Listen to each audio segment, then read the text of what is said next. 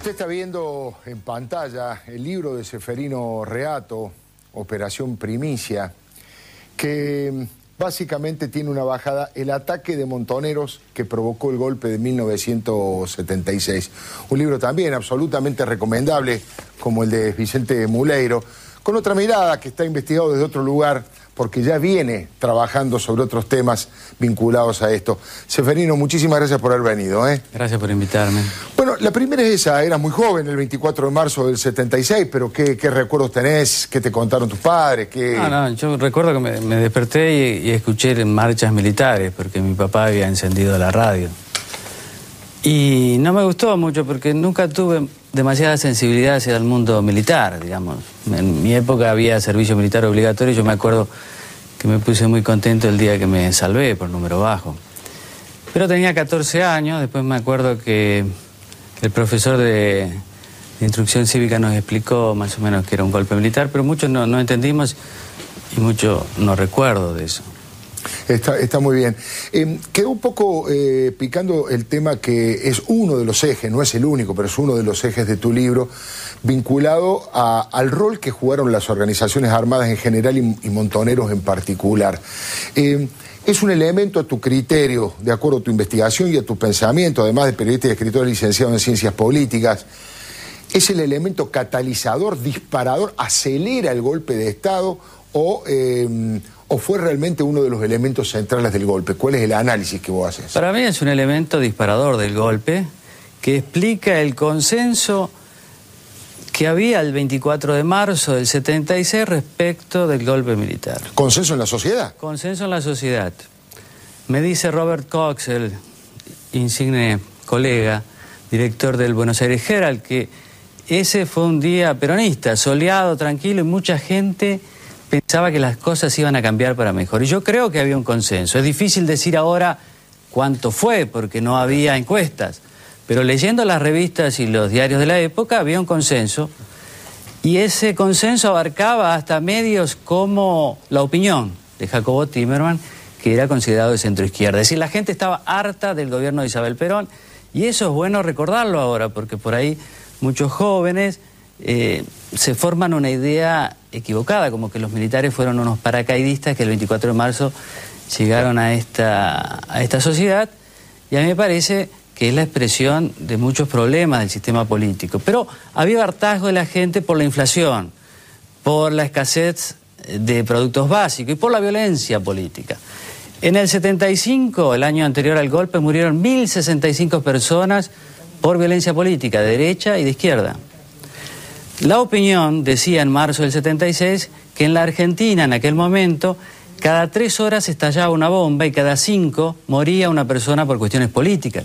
Es decir, había un cóctel explosivo que hizo que mucha gente pensaba que por ahí lo mejor fueran los militares. Esto no significa, obviamente, que pensaran o reflexionaran sobre qué iban a hacer los militares en el poder. Y esto es importante decirlo. Tanto Mario Firmenich, el número 1 de Montoneros, como el número 2, Perdía, dicen que ninguno de ellos pudo prever nunca la dimensión de la represión sangrienta y salvaje de los militares. Y todos los políticos lo dicen. Cafiero me cuenta, a él lo habían nombrado embajador ante el Vaticano. No llegó a asumir, pero se volvió enseguida y despertó en el barco 33 Orientales. Nadie imaginaba ese nivel de represión y todos creían que era un golpe clásico. Es decir, que los militares iban a venir, solucionar algunos problemitas y después dar elecciones. Y eso también fue, me parece, lo que pensaban muchos políticos del peronismo y del radicalismo, por nombrar a los dos grandes partidos. Estoy pensando, la verdad que es disparador de 100 ideas y preguntas y reflexiones. Qué bueno que el doctor Aslanian y el doctor Gilavera sea uno peronista y sea uno radical.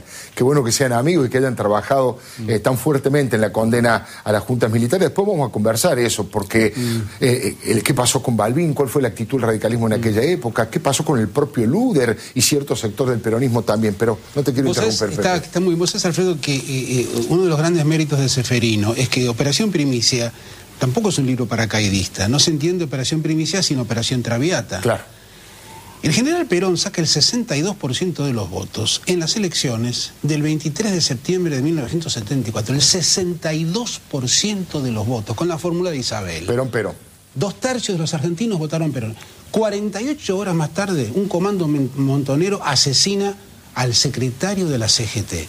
O sea que tu hipótesis, y esa es mi pregunta, de que en la guerrilla, mucho antes de la decadencia final, cuando Perón está por asumir el poder, la famosa frase le tira un cadáver, ¿cómo interpretás lo que era realmente el pensamiento estratégico de la guerrilla, en este caso guerrilla supuestamente peronista?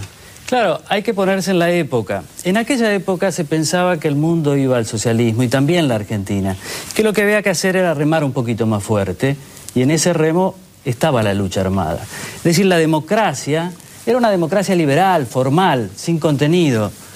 No había una defensa de estos grupos de los derechos humanos ni del Estado de Derecho. Esas eran cuestiones burguesas. La guerrilla peronista y la guerrilla trotskista querían la revolución socialista. No se sabía bien qué era, pero se imaginaba que era parecido a lo cubano. En fin, se hablaba de una dictadura del proletariado, pero nadie valoraba mucho la democracia. Exactamente. Entonces lo que ellos hicieron fue jugar al golpe también. Y lo dice... Perdón, pero desde el comienzo. Desde el comienzo, muy claro está el tema en el ERP, en la guerrilla trotskista, y más complicado y ambiguo en la guerrilla peronista. Pero a medida que Montonero se va militarizando, pierde adeptos. Hay muchos que dejan, por ejemplo, Horacio González se va con Lealtad y muchos otros, Chacho Álvarez. La JP Lealtad se lleva una gran parte. Claro, los que quedan convencidos de que el golpe los iba a favorecer y juegan al golpe. Y por eso yo describo ahí en Operación Primicia el primer ataque de Montonero a un cuartel militar el 5 de octubre del 75 en Formosa. Ahí ya Montonero está convencido de que hay golpe, que el golpe era inevitable y que incluso muchos estaban convencidos de que los iba a favorecer. ¿Por qué? Porque se pensaba que el golpe iba a acelerar las contradicciones. Claro. Es decir, iba a obligar a la gente a definirse en función de los militares o del ejército montonero. Y que los iba... Sí, discúlpame. Y que los iban a elegir a ellos. Entonces ellos van al golpe contentos. Y para esto basta ver el comunicado de Santucho, el líder del ERP, el 24 de marzo del 76, que es un comunicado en tono festivo. Él dice, se comienza la última etapa de la guerra civil. Es decir, ellos juegan al golpe. Y a mí me parece importante recordar esto, porque no hay eje del bien y eje del mal, como dice el gobierno. No hay una juventud maravillosa que era el bien. No, acá varios actores contribuyeron al golpe, y esto no quita nada de la responsabilidad de los militares en la matanza posterior, pero sí permite entender por qué tantos argentinos recibieron con alivio el golpe. Realmente es apasionante, ¿no? Dos cosas. Primero, hay una concepción militarista de la política que siempre beneficia a aquellos que dicen que se vea más claro quién es el enemigo. Por eso, si vos pensás que la solución es militar, te conviene que se aceleren las contradicciones. Después, bueno, la histórica concepción trotskista de cuanto peor mejor acelera las contradicciones. Ahora, yo lo quiero llevar a la sociedad civil, a esto de que un sector de la sociedad civil lo toma con satisfacción, respira aliviado con la llegada de los militares, porque todos los días muertos, bombas, lo que vos contabas, la inflación, el desorden social, la anarquía. Y es cierto que era muy difícil imaginar por la experiencia anterior de los golpes semejante nivel de terrorismo de Estado, ¿no? Claro, eso es así, porque ¿qué nos decía la experiencia anterior?